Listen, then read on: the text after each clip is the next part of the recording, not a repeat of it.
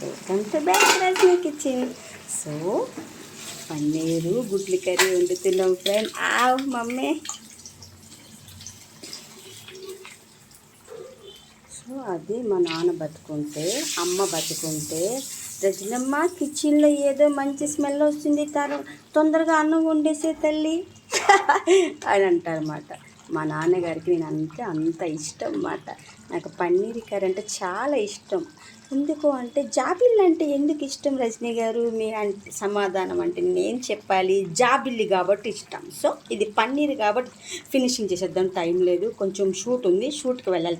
కాల షూటు. కొత్తిమీర వేసి ఫినిష్. నేనేం చెప్పాను? కొత్తిమీర, పుదీనా, జీలకర్ర, అల్లము, ఈ 4 లేకపోతే నేను కిచెన్లోకి రానబ్బా, వంట చేయనబ్బా, అంతేనబ్బా. Have a nice day, happy Monday.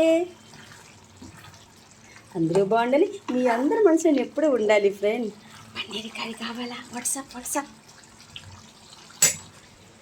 కొత్తిమీర పిల్లలకి మార్నింగు వేడి నీళ్ళు మరగబెట్టి, జీలకర్ర మరగబెట్టి పొద్దున్నే పట్టిస్తే మోషన్ మంచిగా అవుతుంది. సో పెద్దవాళ్ళం కదా, ఇట్లా వేయచ్చు కొత్తిమీర.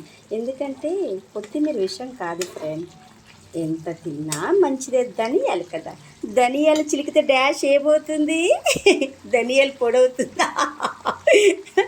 కొత్తిమీర పండిస్తే డాష్ ఏమవుతుంది అంటే ధనియాలు అవుతుంది ఫ్రెండ్. సో ఈ సిమ్లో పెట్టి ఒక 5 minutes ఉంచేసి దించేద్దాం. మిషన్ దగ్గరికి వెళ్దాం. బట్టలు, పిల్లలు, పాలు, నీళ్ళు, ఇంట్లో వైఫ్, ఒప్పొప్ప ఎంత పని అబ్బా కదా. అమ్మ, నాన్న, ఆవకాయ, రజనీ కిచెన్లో పన్నీరు గుడ్లు కర్రీ ఎప్పటికీ బోర్ కొడదు.